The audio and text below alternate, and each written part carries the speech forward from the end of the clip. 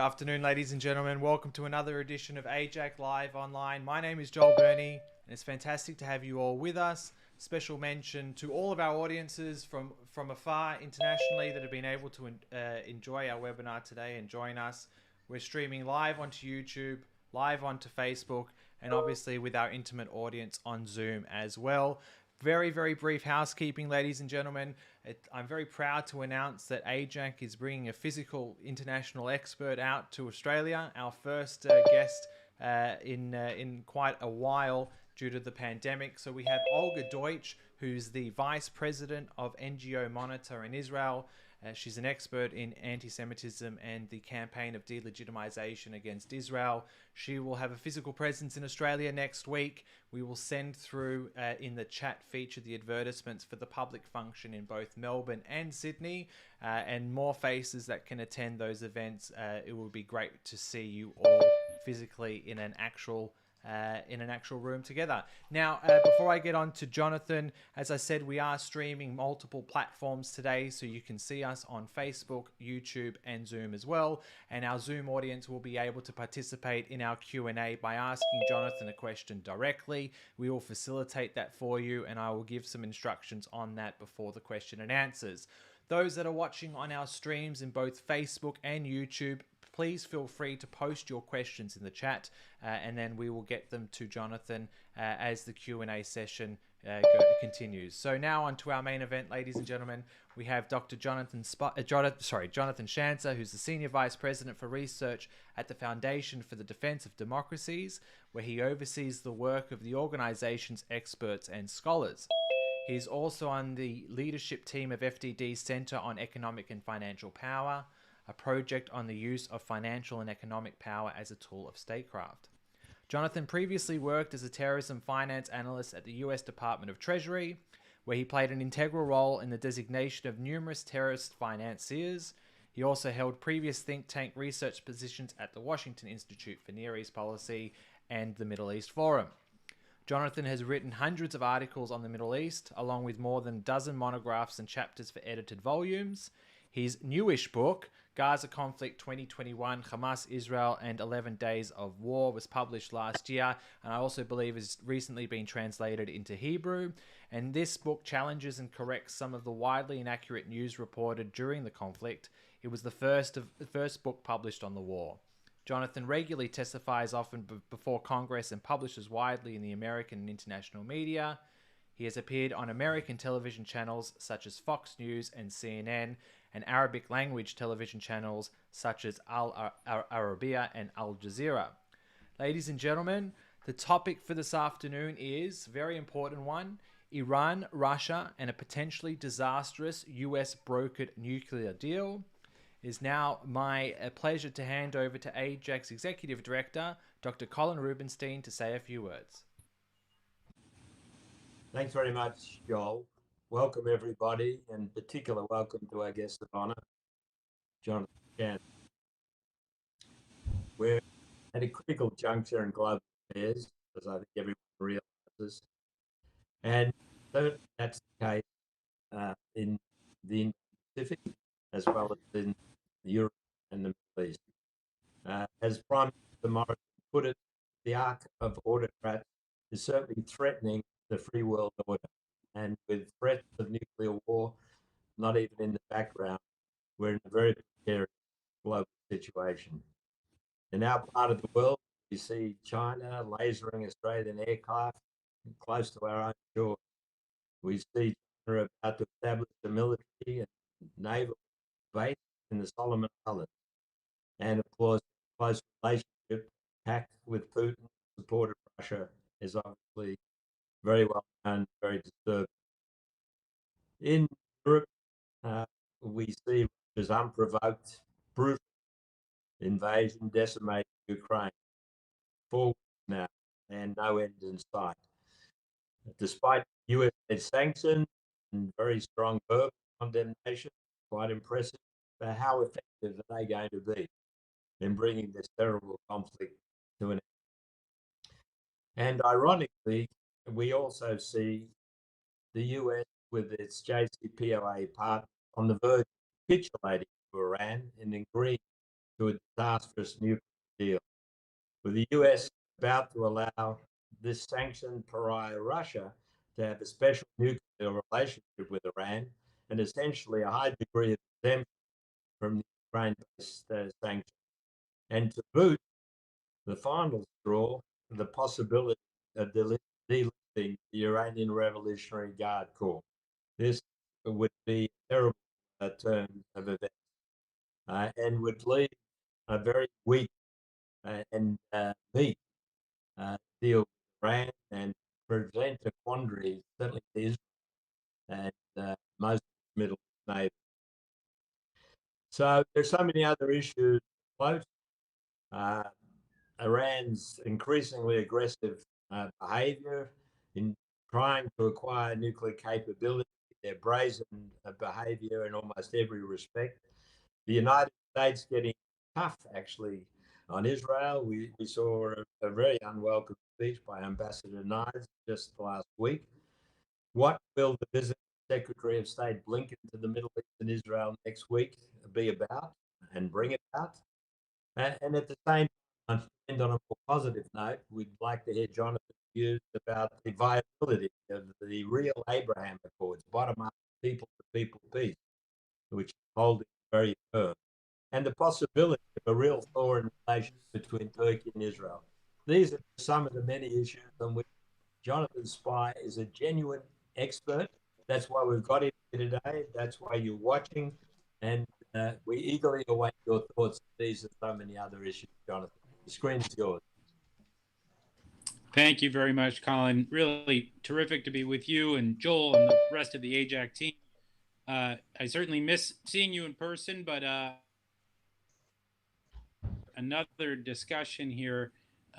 We've had a few technical difficulties, so I hope I'm coming through loud and clear. If I'm not, I promise I'll get back on as soon as possible. Looks like everything's going. It's working. It's looking good. He's just dropped off now. So, ladies and gentlemen, we are having some technical difficulties with the connection in DC. Jonathan is aware of it. We're trying to fix it on the go now. But as soon as we get him back on, we will loop him in, and we have some fail safes as well. So we'll just try it out, but please bear with us. Jonathan, we've got you back. Okay, I think there's an issue when there is more than one person on at a time, but I'll let you figure that out, Joel. I'll just go ahead and continue. So at any rate, glad to be with everybody, and hope to see everybody in person soon. Hope to see everything begin to ease up in terms of the restrictions, but not only the restrictions, the virus itself. So hoping that everything returns to normal at some point soon. But in the interim, we do have a full plate right now in terms of all the foreign policy challenges that we're watching. I'm going to start with Russia and Israel because I was just in Israel a couple of weeks ago. I learned a lot about the challenges that Israel is facing right now as it tries to contribute to the international efforts to counter Vladimir Putin on the one hand, but on the other hand, to defend its own national interests, to defend its own national security. And just to put it very clearly, the Israelis are walking a tightrope. There's no way around it. The way the Israelis say it in Hebrew is that they're walking between the raindrops. That's the Hebrew expression for it, but it just means that they are really, they're betwixt and between. Now, we have heard over the last several days some very harsh criticism coming from some very senior people. Representative Adam Kinzinger here from the state of Illinois has told Israel that they need to pick a side, that he's not happy with the way that Israel is hedging, is the way I think he put it. Similarly, Senator Lindsey Graham from South Carolina here in the United States also at one point took a very harsh stance on Israel. He has since reversed his position, but one gets a sense that Israel is very much in the crosshairs of even some of its friends among the political elite here in Washington.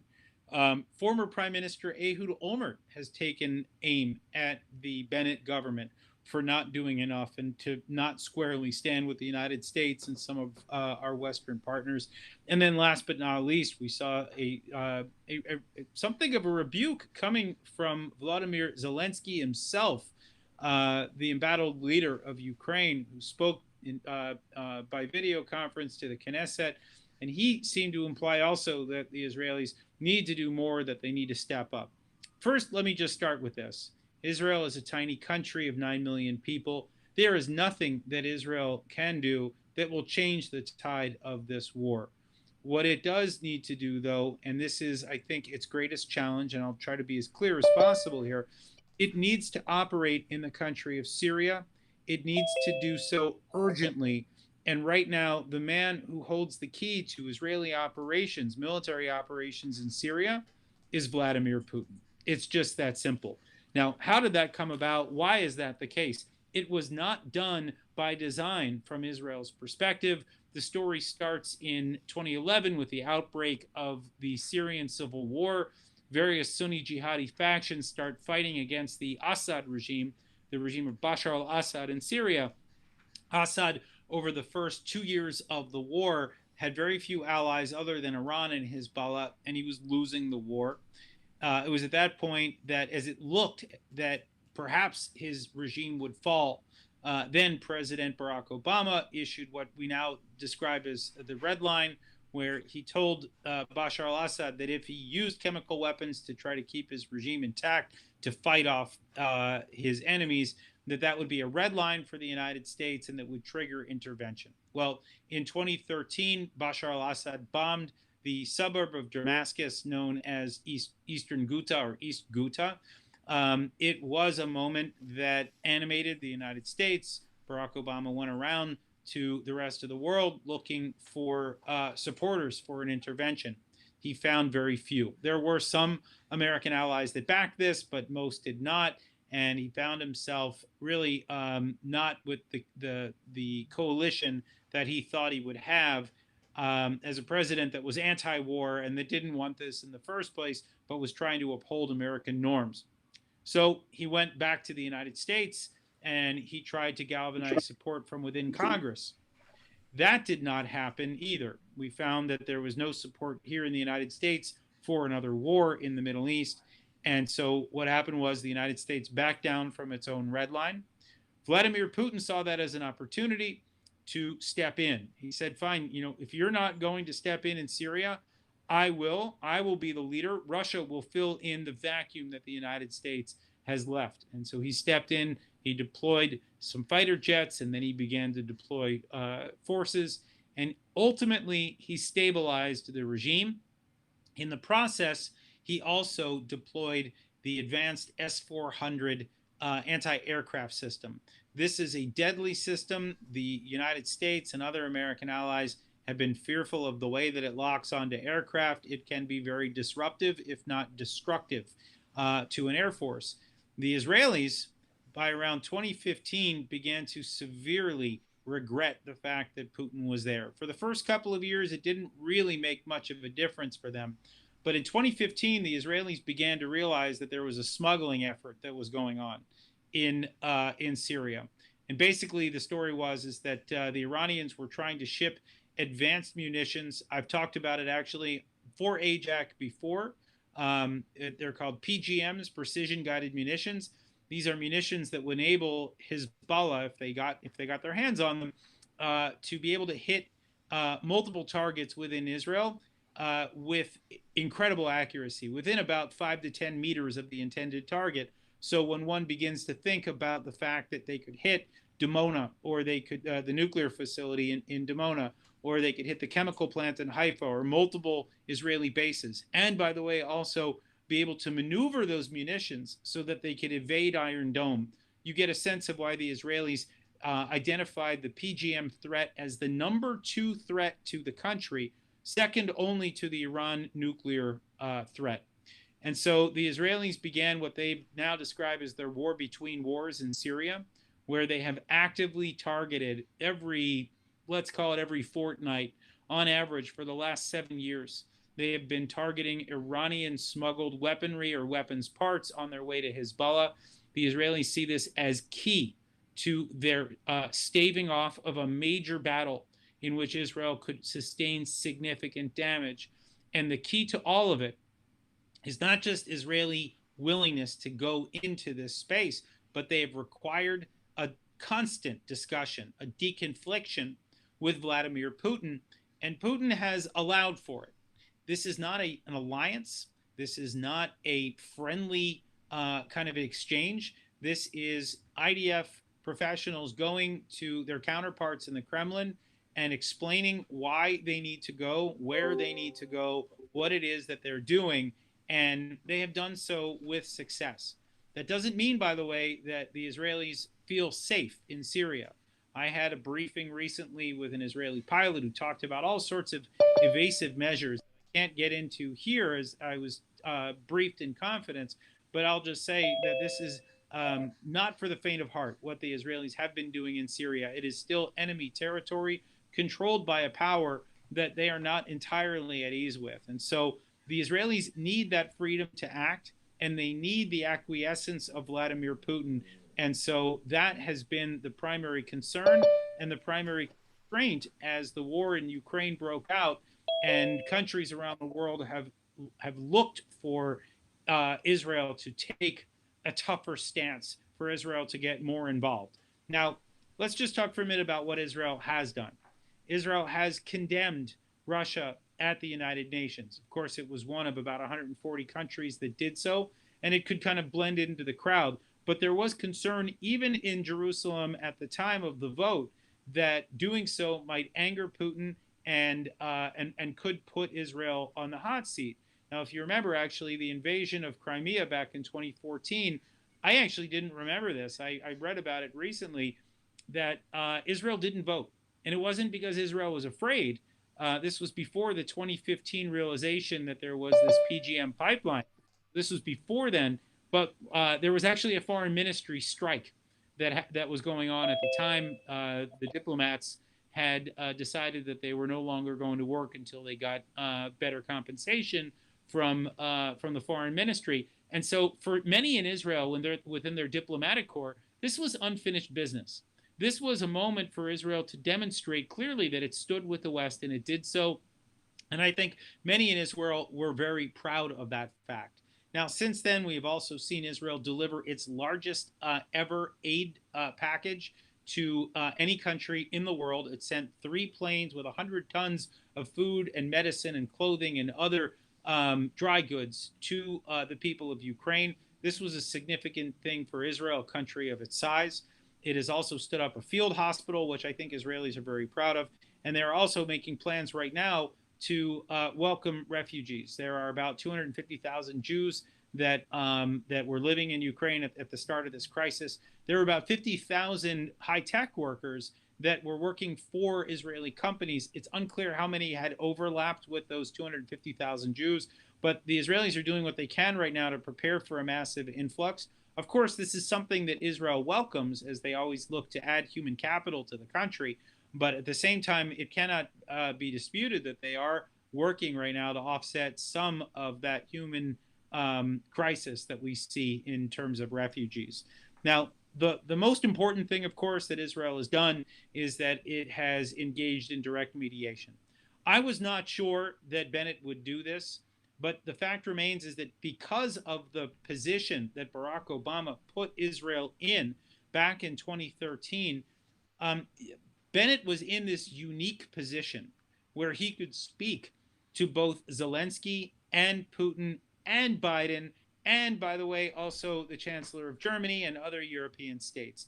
So Bennett was in this unique position, and he took advantage of it. In fact, as most people know, he flew to meet with Putin on, I think it was 2 Saturdays ago, on Shabbat.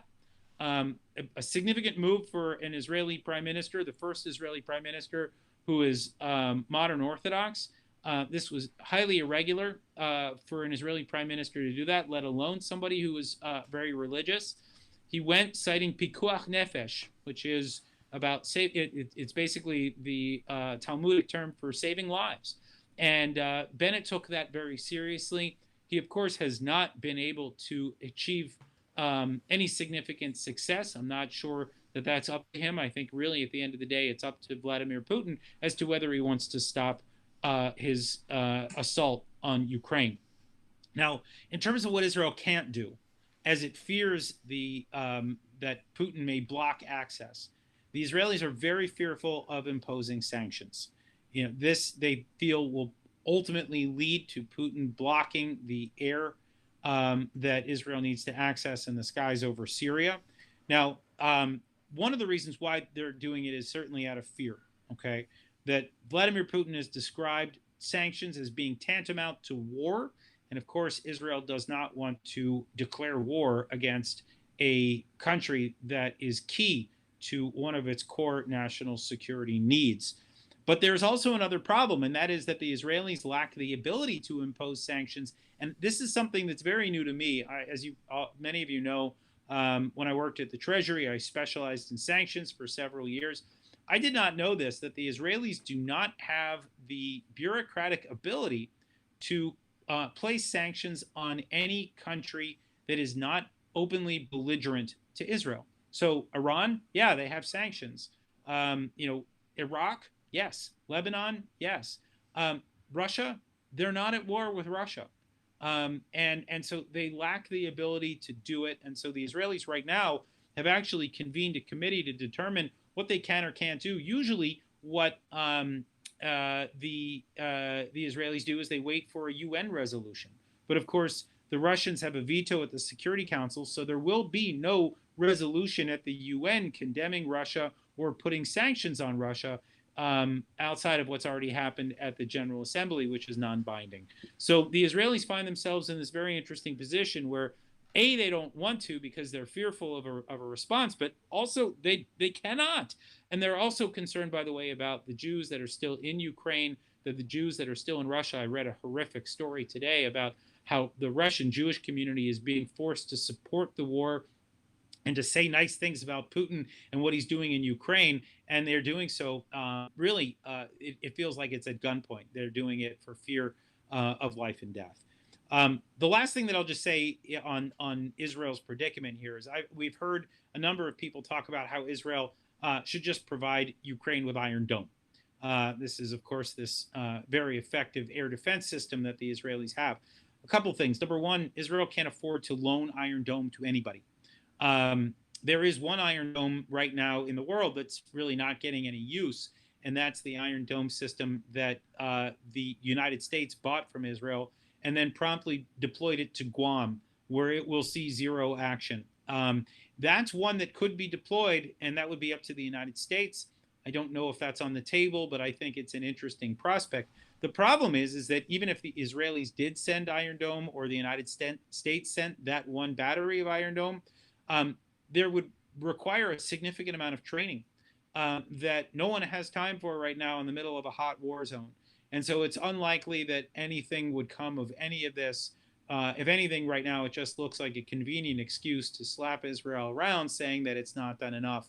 But in truth, really, I think we need to just come to terms with the fact that the United States unwittingly put Israel in a position where it would not be willing to challenge Vladimir Putin as long as he controlled the skies over Syria. And it's for that reason that Israel is still in that position today. And what's remarkable is that it's 9 years later, and the United States has still not figured out a way to help Israel out of this predicament. And of course, it's just putting a huge amount of stress on the Israelis because they truly do stand with the West. They stand with Ukraine. They just cannot express it in the same way as some of the other countries that are maybe just, they're not held over a barrel the way that the Israelis are right now by Vladimir Putin. Now, this all leads us to kind of the next question, which is the role that Israel could play, what kinds of positive things the Israelis may be able to achieve through the limited structures that it has, through the diplomatic structures, or perhaps even one day leveling sanctions against some of the oligarchs. There are, of course, Jewish oligarchs, Russian oligarchs that hold Israeli citizenship or passports. There are things that the Israelis could start to do. But then there's the question now of what waits for them on the other side of this deal. And this gets to sort of part two of the discussion today. And that really, that gets back to the Iran nuclear deal, which is, of course, being negotiated right now. It's been ongoing in Vienna. It has been a train wreck, I think, from Israel's perspective. The envoy to these talks, Rob Malley, has been making one concession after another on behalf of the United States. right now, we're looking just at the kind of after effects of the last deal. Of course, the last deal, if you remember, it yielded Iran about $150 billion. And then on top of that, there was a arms embargo that already expired. That was last year. There's another embargo that's going to end next year on ballistic missiles. And then there are all the other sunsets with regard to the other nuclear restrictions that are going to melt away as written in the last deal. Well, this is the deal that the Biden administration would like to go back to, except now there are additional clauses that the Israelis are wrestling with. One is that the IRGC, the Islamic Revolutionary Guard Corps, which I understand from Colin, is not designated in Australia, but it is designated here in the United States, and it should remain so. The Iranians are making the demand that the IRGC, which really sponsors just about every major terrorist group in the Middle East, and we're talking about Hamas, Hezbollah, Palestinian Islamic Jihad, the Houthis. They've even supported groups like Al-Qaeda in the past, the Muslim Brotherhood. It's really remarkable the depths to which the regime will sink to support these groups through the IRGC. So it appears that the IRGC is about to get delisted here against some of the outcry that we're seeing, not only from Republicans, but also from Democrats. And so that will be, I think, quite a controversy here in the United States. It could be that the United States steps back from that decision, but then there will be others. There are, according to what we're hearing about the deal right now, the Iranians are calling for the closing of 4 different files at the International Atomic Energy Agency, the IAEA, including one site where it is believed that Iran has been processing uranium metal, which is a core component for a warhead. Really remarkable that this would even be on the table right now, but this is what we're hearing out of the Vienna talks. We're also hearing that the Supreme Leader's own fund called AIJAC, this is basically a slush fund for the Supreme Leader, that will also get delisted. Sanctions will be removed from that. There will be about $130 to $140 billion that will come to Iran. They will flow to Iran by way of sanctions relief in various forms, oil, businesses, etc. But the worst thing that we've heard, and of course, none of this has been announced formally by the United States. Some of these things have been floated. They've been discussed. Some have actually been leaked out of the Iranian press.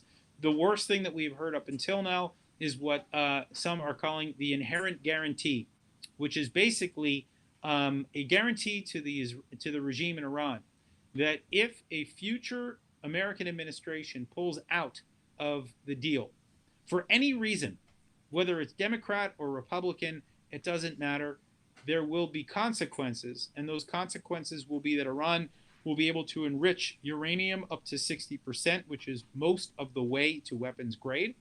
And then on top of that, they will be able to begin to install advanced centrifuges on a mass scale. This would basically put Iran in a position where it would be almost turnkey in terms of its nuclear program, approaching the limits of where, for example, Japan is.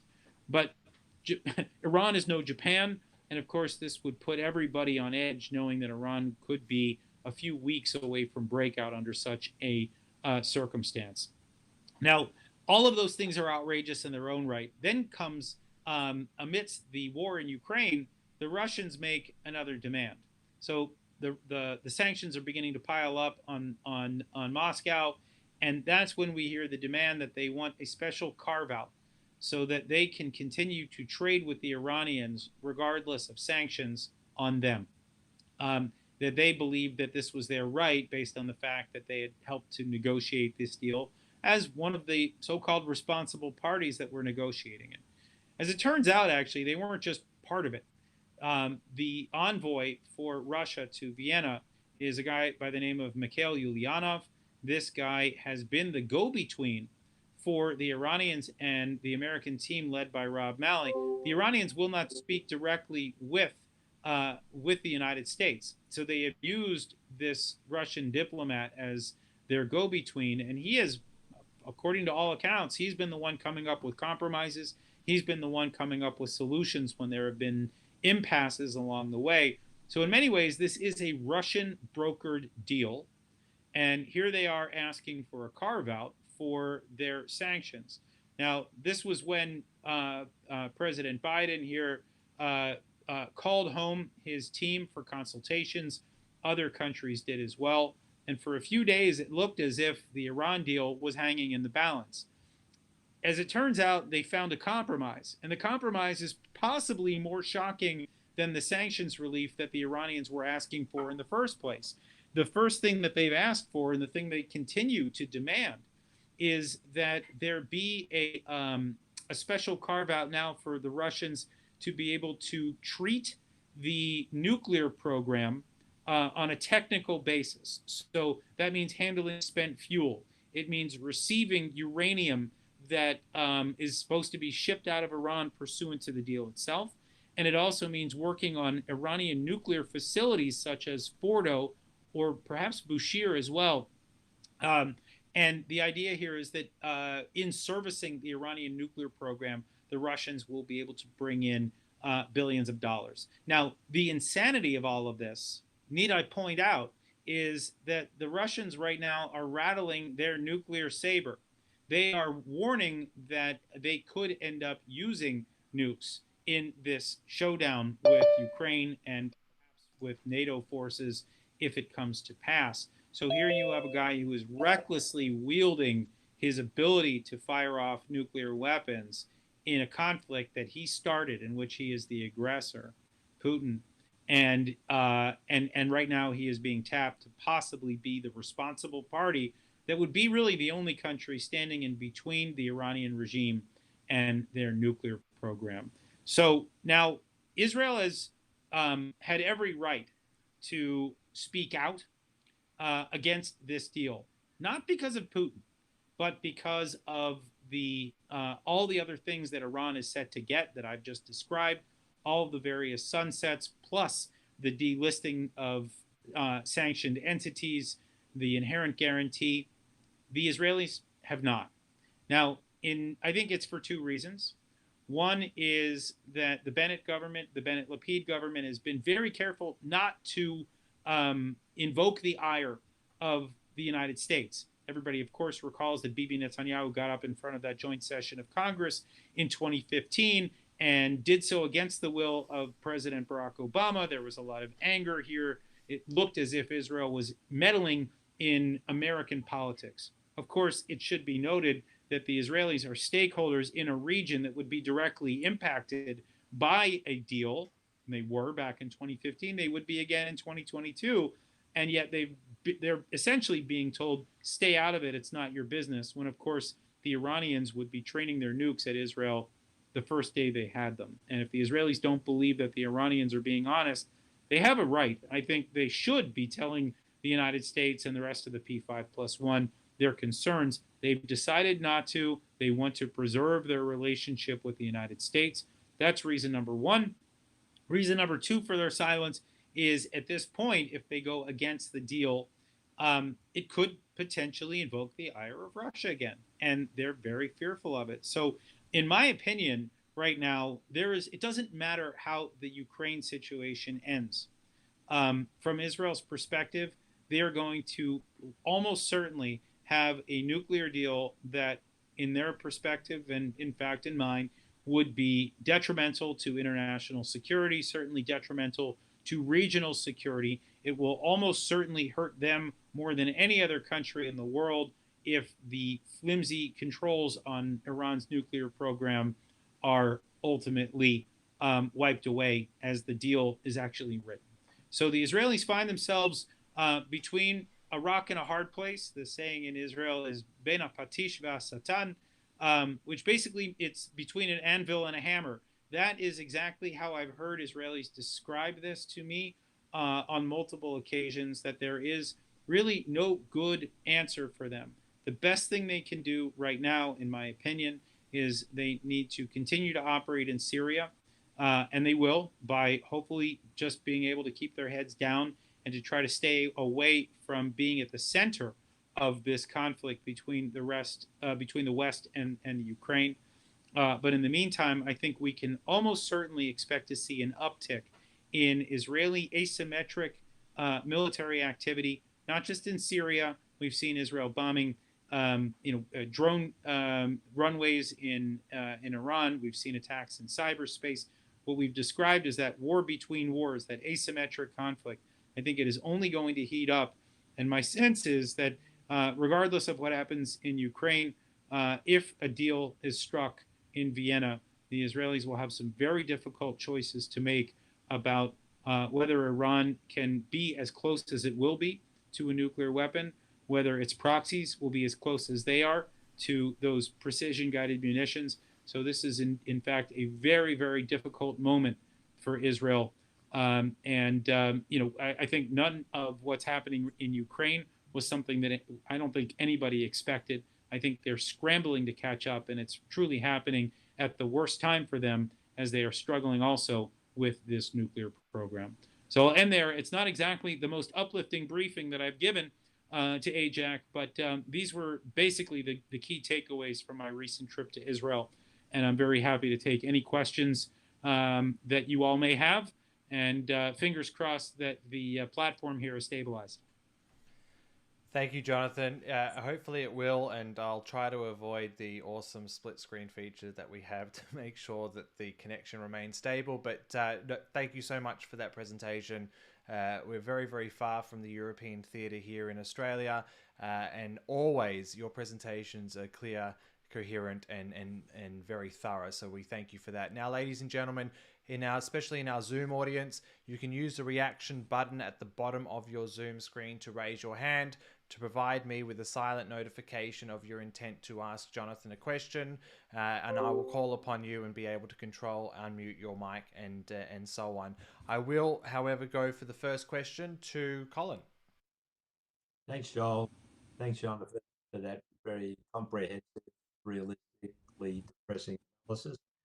But I think I know the answer, but if you had President Biden's ear, what course of action would you recommend the US should take regarding the deal around the nuclear program? And I get a second one. Given that this deal goes ahead, what are Israel's best options, do you think? And really, what are the consequences Iran gets closer to nuclear weapon capability in terms of what it will do and broader reaction? Yeah, thanks, Colin. All I think good questions. Look, in terms of what I think Biden should do, we've been saying this all along here at FTD, and I think a lot of other people in Washington have been saying the same. It's not a problem that they're negotiating. It's a problem that they're caving in on every demand and providing Iran with $130-something billion that will be invested in their proxies, like Hezbollah, Hamas, Houthis, Shiite militias across the Middle East. This is a recipe for war. And what the administration should be doing is, A, cutting back on the support that they're giving financially to the regime. It's one thing to say, okay, well, we're gonna keep a close eye on your nuclear program. It's another thing to say, we're gonna do that, and we're gonna basically give you a get out of jail free card for all of the different terrorists and human rights abusers that are part of this regime. And by the way, here's a bunch of money to throw into a region that is already seething. And so it's a money thing.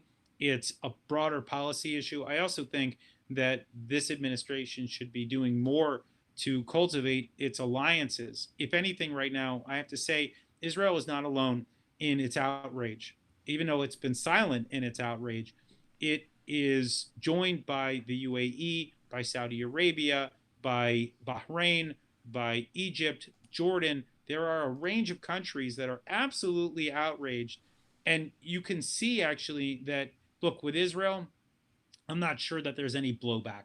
The Israelis know that they only have one home, and that is with the United States, even when it appears that they're getting abused by their partner. But you look at the UAE and Saudi Arabia, and they're actually withholding energy, right? At a moment where there's an energy crisis around the world, they are not interested in helping the United States because they want to express their outrage.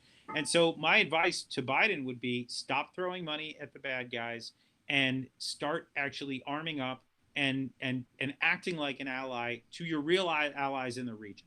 This, I think, has been lost on this administration. And by the way, there's one major change that we can see between this deal and the last one. The last one happened in 2015. That was during the Obama administration's final years. This one is happening now, where we're probably 3-4 years into what we describe as the great power competition with China and Russia. Initially, I thought really it was only China. Now Russia has obviously inserted itself into this picture.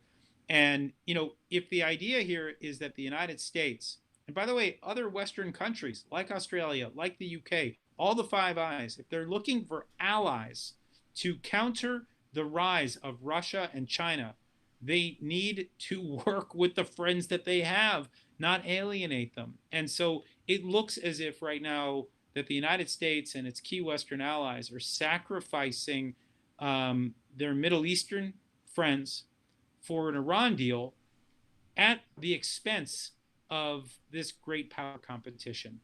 And I think it's a huge mistake. I think that if Biden takes this as seriously as I hope that he would, that Russia and China would be the primary areas of focus for him, and that the Iran deal would take a back seat.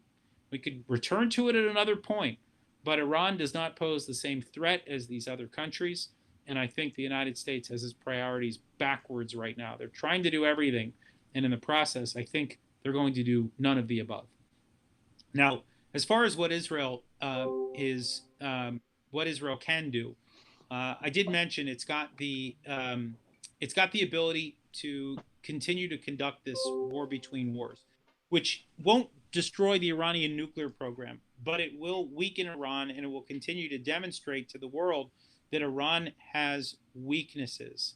There's a psychological element to this as well. The real question is whether the IDF thinks that it's ready to do something drastic, to fly its planes into Iran, to bomb specific targets, or to wage a significant cyber war, or to engage in some other kind of activity that would set back this nuclear program by years. I don't know if the IDF appears ready. That was not the sense that I got at this moment. Now, that could all change in another 2 weeks or a month. I don't know. But I didn't get the sense that there was a plan in place that would ultimately solve this problem for Israel. I think you're going to see them mow the lawn for the foreseeable future and hold out that perhaps with Republicans taking back Congress, and another election coming 3 years from now, that maybe there'll be different leadership that is less willing to throw money and to give concessions to the regime in Iran. Thank you for that, Jonathan. I now like to hand over to Dr. Ran Porat to ask the second question. Hi, Jonathan. Thank you for this very important presentation, very to the point. My question is about the Russia-Iran sort of relations, and the fact that Russia is asking and getting from Iran suggestions and advice on how to actually circumvent the sanctions, water down their impact, and either in a practical way using all sorts of straw companies or just with purchases in ruble from Russia of weapons or any other products. Can you comment about how Iran's sort of negative output in that context? Yeah, it's a great point, and I think you've pretty much answered your question to a certain extent. I mean, the Russians are in fact looking to Iran. The reason why they're looking to Iran is because Iran has years of experience in sanctions evasion. They have the cutout companies, the carve-outs. They have the channels that they've used, by the way, with Hezbollah and narco traffickers in South America and places like West Africa. Heck, some of what we've seen has even taken place here in the United States, right under our noses. The Iranians have been brazen about this, and they have worked with a wide range of countries, by the way, including the UAE, including Turkey. I mean, countries that have typically been viewed as more aligned with the United States than not. The Iranians have found ways to throw money and essentially bribe various countries or companies to help create these carve-outs. So Iran becomes very valuable to the Russians as they face these sanctions. Look, I think that at the end of the day, the Russian sanctions, are not strong enough. There needs to be more measures taken, and I think the U.S. is fearful of doing so for fear of a full-on rupture with Vladimir Putin, and they don't know what he's capable of. I think that's a big part of the problem right now. But these are half measures at the end of the day, and so the result is that the Russians are still going to be able to do some business in the U.S.-led banking system, which is, I think, a huge misstep on our part. And then for where they find themselves closed off, they will have Iran. They will have Iranian oil, by the way, as well. It's really the Russians and the Chinese that have been buying oil from Iran, even while sanctions have been put in place. So they'll continue to do that. I wouldn't be surprised to see Russia try to assert a larger leadership role as it relates to OPEC. They will wield whatever they can in order to gain leverage here, but Iran will always play some role. The only caveat that I will make here is that these two actors have not exactly been best friends in Syria. There has been some tension there. The Russians have, I think, thanks to Israel, the Israelis, in their constant attacks against Iranian assets in Syria, there has been a realization on Russia's part that, you know what, maybe Iran doing all this smuggling through Syria, it's not worth it, right? They're not getting anything out of it. If anything, they find themselves stressed out that there's another military flying in the skies that they are supposed to control.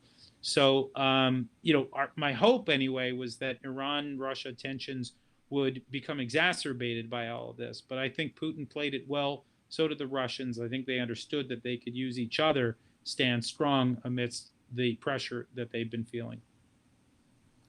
Thank you, Jonathan. I'd now like to hand over to AIJAC Dr. Svi Fleischer for the next question. Hi, Jonathan. As you sort of made clear, the net effect of a renewed Iran deal is that in a few short years we have Iran as a nuclear threshold country, a country with the capability to make nuclear weapons at any time in large amounts. I wonder if you could spell out for us just quickly what are the consequences when that happens in a few short years for the region, for Israel, sorry about that, and the world in general. Sorry, Svi, Jonathan's just dropped off. I'm going to get you to re-ask him the question. Stand by. I'm just going to get him back. We've got you back, Jonathan. Sorry, Svi, go for it. I'll ask my question again. As you've made clear, the consequences of the Iran nuclear deal is that in a few short years, thanks to the sunset clauses, Iran will be a nuclear capable power, able to quickly make nuclear weapons at any time, with no ability to stop them. I wonder if you could spell out for us quickly what are the consequences for the region, for Israel, and for the world of having that situation in place. Yeah, I mean, look, it's a good question. Look, the first go through. We are very likely to see what the Israelis have described as a nuclear cascade. That you'll see a number of other countries, Saudi Arabia, Egypt. Apologies for that, ladies and gentlemen. He has dropped off again. It seems as though that there's some connection issues in his DC office. He will call back shortly. My apologies for that. Whilst I do have your attention while we're waiting to get back on with Jonathan, I will send through the advertisements for the public function for Olga Deutsch, who will be visiting Australia as an AIJAC visiting expert from Israel next week. So there will be a public function on Tuesday evening in Melbourne and on Thursday evening next week in Sydney, and I'll send through the details of that event shortly. I'll just see if Jonathan can make his way back, but he does appear to be having some network issues that are slowing things down there. We will do our best to get him back. I'll just message him now as to see if he can call back on. But we do apologize for that, even though it was stable during the substantive part of his presentation, which arguably is the most important.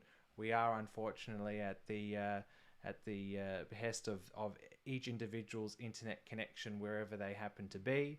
So we will try and get him back as soon as possible.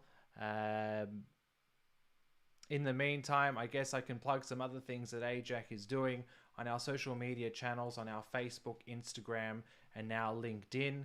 AIJAC is, and Twitter as well. AIJAC is expanding its remit into social media as much as possible.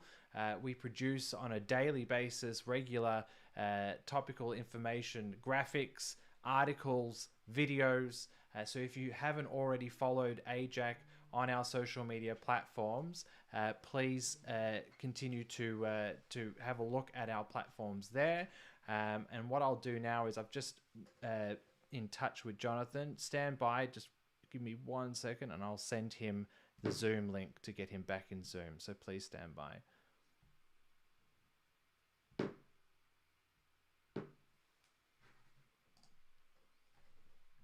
Arik, can you send him the Zoom link?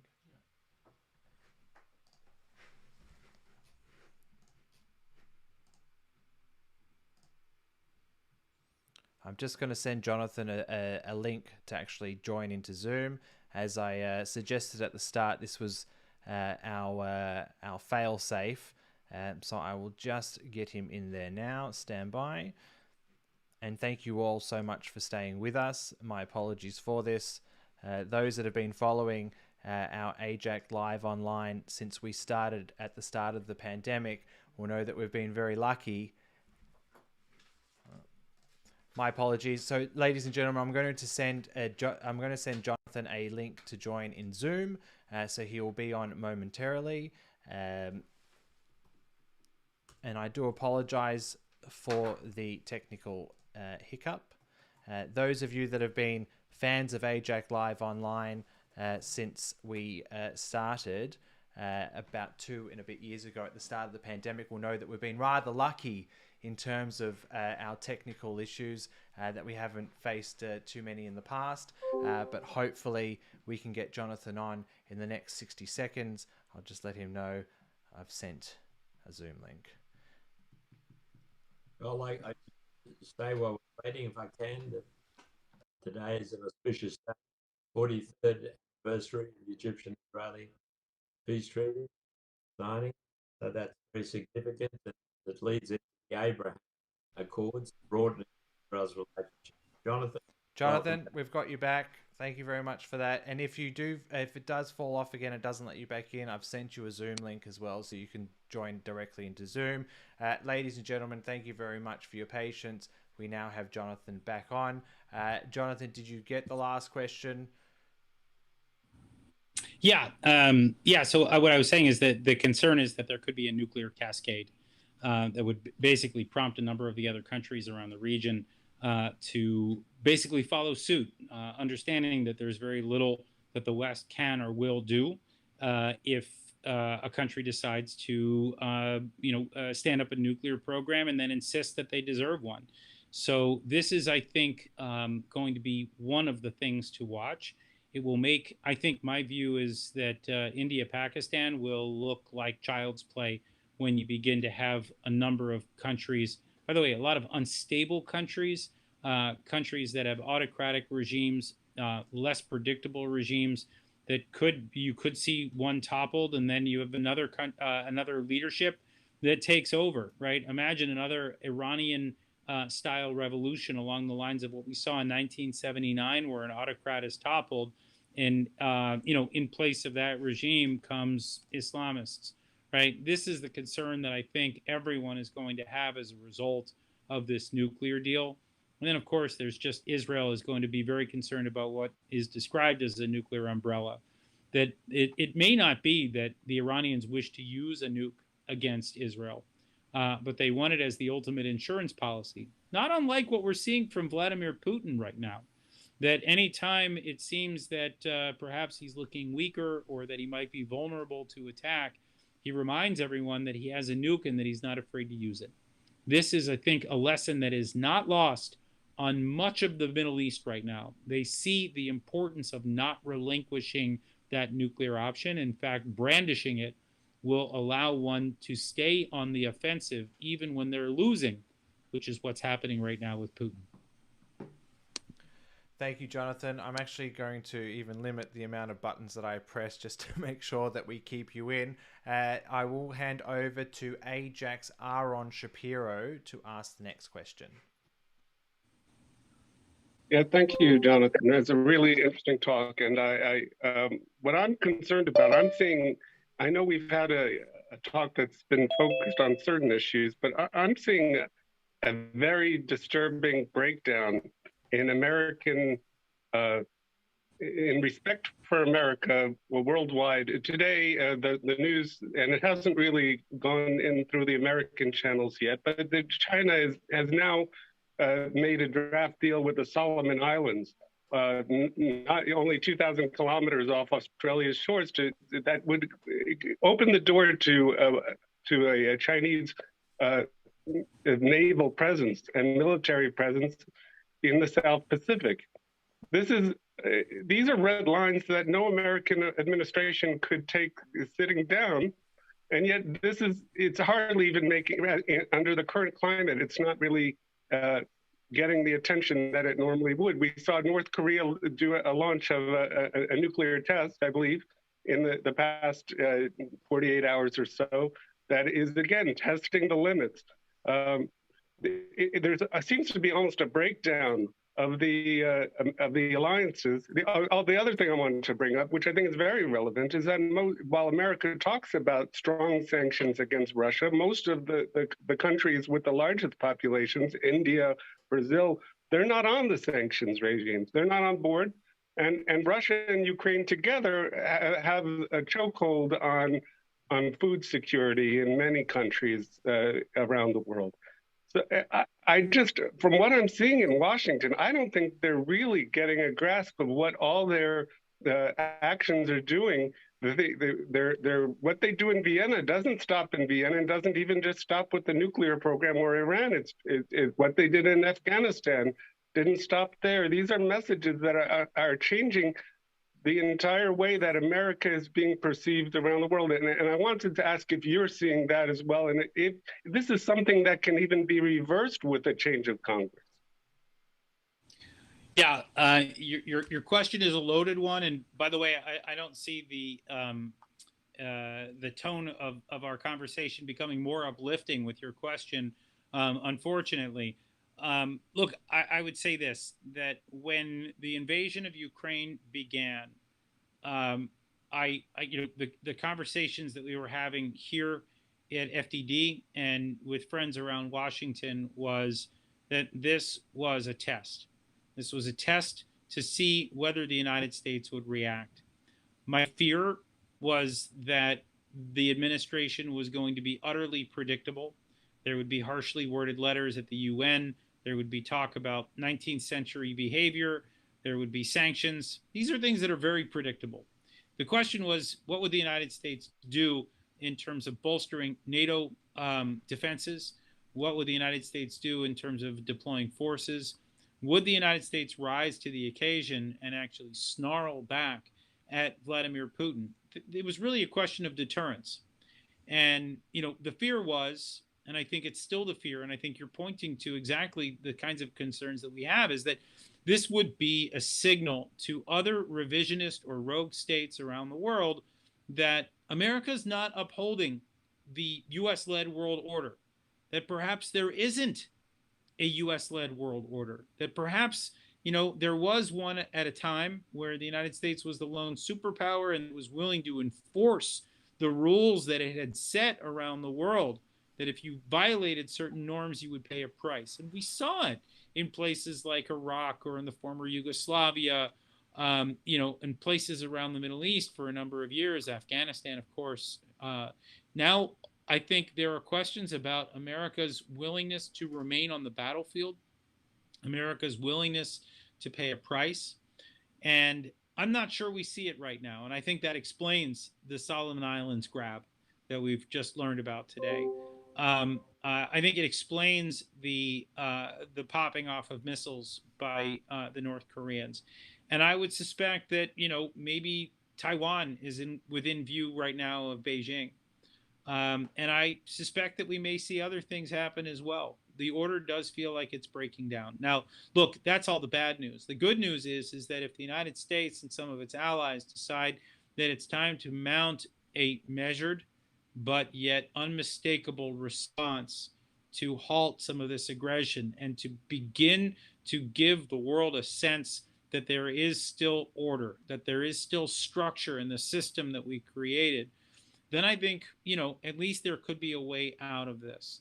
The problem that I hear is that when Putin gets a taste of what it's like to conquer, and that China sees that all of its ambitions are, in fact, achievable, that's when the problems really start. And again, we're back at great power competition. In my view, the United States shouldn't be making new allies, shouldn't be spurning friends. It should be looking right now to try to create an alliance that is ready for what could happen if this goes too far. And that's where I think it's just been a misallocation of resources. It's not been enough focus. So I take a very dim view of this administration's current foreign policy. They're not to blame for Putin or Xi Jinping being aggressors. They're not. But at the end of the day, aggressors are very predictable in the sense that if they don't feel that they're getting stopped, they're not getting punched in the nose, as they say when we talk about bullies, that they'll keep going. They have no reason to stop. And that's the real concern that I think a lot of people have right now, that this could be a signal to the world's bullies that it's open season. Thank you, Jonathan. We've just hit the 60-minute mark, but if you will indulge us on 2 further quick questions, I'll now hand over to AIJAC's Jamie Hymes. Thanks, Joel. Thanks very much, Jonathan. Just on a different tack, on a couple of items of news that have come just this week. First of all, we've had the announcement that Anthony Blinken, the US Secretary of State, is now about to embark on a tour of the Middle East. So I'm wondering what he hopes to achieve by doing that and whether you think he actually will. And we also recently heard that the PLO has announced that it's suspending or voiding all agreements with Israel. And I'm wondering what you think the effect of that might be. Thanks. Sure.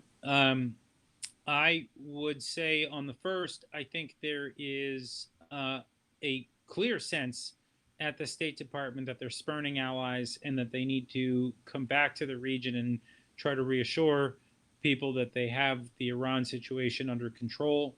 Of course, they don't.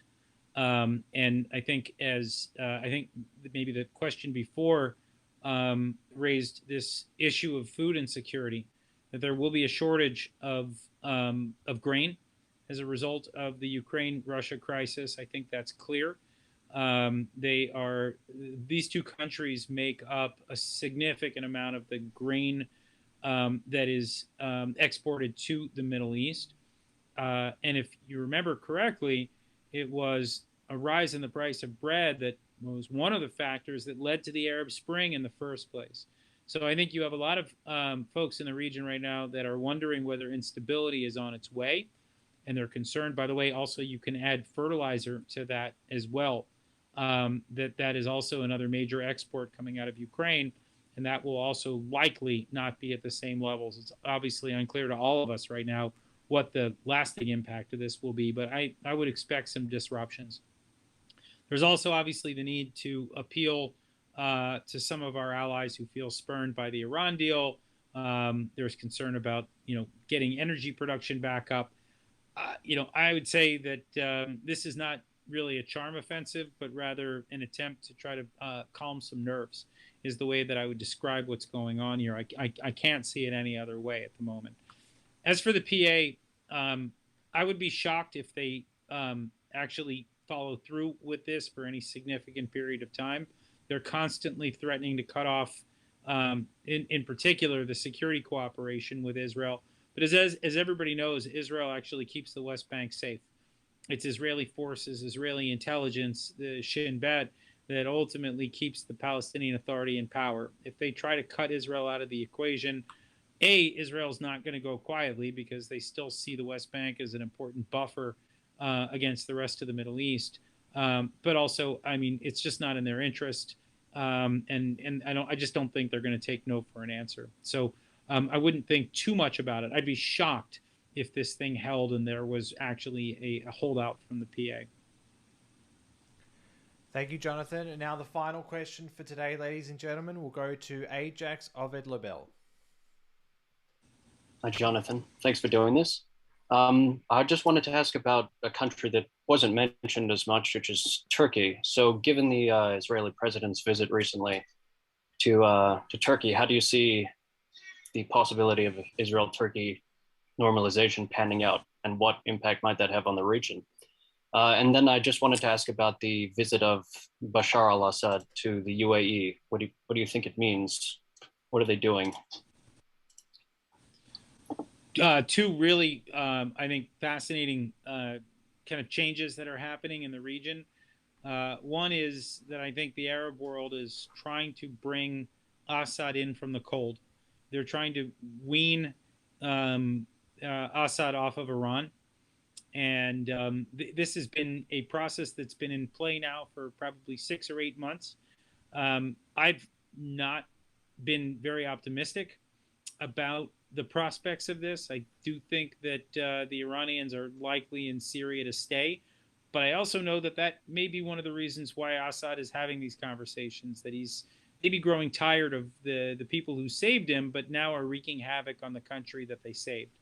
And so, you know, I think there comes a time for any regime that's gone through what Assad has, that he'd like to try to go about rebuilding his country. And it doesn't look like the Iranians are going to leave anytime soon, and that they want to continue to exploit the fog of war to ship these weapons back and forth. And so the UAE is in a unique position where they can actually convey messages, possibly from Israel, certainly from the rest of the region. I think Assad would love nothing more than to get back into the good graces of some of his Arab allies. So it'll be interesting, but I'm not sure that I see this going in the right direction. The man is, after all, a war criminal. He has killed hundreds of thousands of people in many circumstances in indiscriminate ways. And I'm not sure that he deserves to get the recognition that he's getting. I'd like to see someone else come in and then really clean house and start afresh in Syria. I think that's the only way that the country could continue to exist, is without new leaders. Without new leaders, you just won't see that progress. As for Turkey, I did have an opportunity to talk with some of my Israeli counterparts on my recent visit there. The sense is that they're watching in a very guarded way. They don't believe, after years of anti-Semitic, anti-Israel, radical pro-Hamas diatribes and stunts like the flotilla and supporting ISIS and supporting Iran, that this guy is serious. And it's hard to believe that he's serious, given everything that we've seen him do over the last, decade and a half. It's been a long time. There's a track record that really does not inspire confidence. But the fact remains is that the government of Turkey has run the economy into the ground. The government has very few friends. It has many enemies. It has really angered most of the rest of the region, including the UAE, Saudi Arabia, Israel. It's hard not to find. Certainly Greece, Cyprus, they're not happy. Egypt's not happy with them. Libya has been torn apart by them. There are very few countries that look at Turkey and say, wow, glad they're in our corner.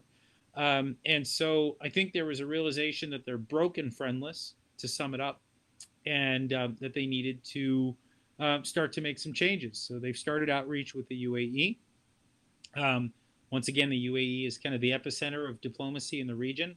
But then they also turned to Israel. Now, in my opinion, I believe Erdogan did this because he harbors these thoughts that Israel somehow wields all the power. There's some anti-Semitic sort of undertones, or maybe even overtones to this, that Israel can help get him out of the isolation that he's in.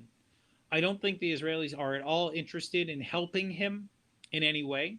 I think they're interested in reestablishing the kind of relationship that they had before, but probably not as warm as they had before. I had one person in Israel describe it to me as possibly looking like Egypt when Mubarak was there. Cold peace. And I think, by the way, that would be a real step in the right direction, and that maybe over time with new leadership, you could begin to see the evolution of this relationship, maybe back to what we saw in the 1990s. But I wouldn't trust Erdogan further than I could throw him. And I wouldn't mind throwing him, but yeah, I don't see major change coming. It is helpful, by the way, that you see Turkish drones flying over the skies of Ukraine. It looks like Turkey is actually taking its NATO membership seriously for the first time in I don't know how long. They actually talked about giving back the S-400 or sending it to Ukraine even. This is the S-400 that caused a rupture with the United States and led to a triggering of sanctions. So anyway, we're seeing some positive moves, but just remember, a leopard doesn't change his spots. And on that note, ladies and gentlemen, on behalf of everyone here at AIJAC, thank you so much, Jonathan, for your time today, for giving us a little bit extra than the hour as well.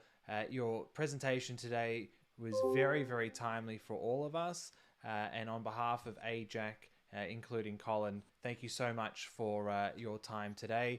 Ladies and gentlemen, a special thank you to you as well for staying with us and remaining patient during the technical difficulties that we faced. We all at AIJAC greatly appreciate that too, so thank you for staying with us, and I hope that you, as I and as everyone else, thoroughly enjoyed Jonathan's presentation this afternoon. That's all we have time for. Please look out in your inboxes for further details on our next webinar. And as I've said during the webinar, we'll also send through information about our upcoming events, in-person events next week with Olga Deutsch, Vice President of NGO Monitor from Israel, who will be in Australia next week. So again, thank you so much, Jonathan. Hopefully the split screen works now so they can see you and that you don't fall off. And ladies and gentlemen, thank you so much for your participation today.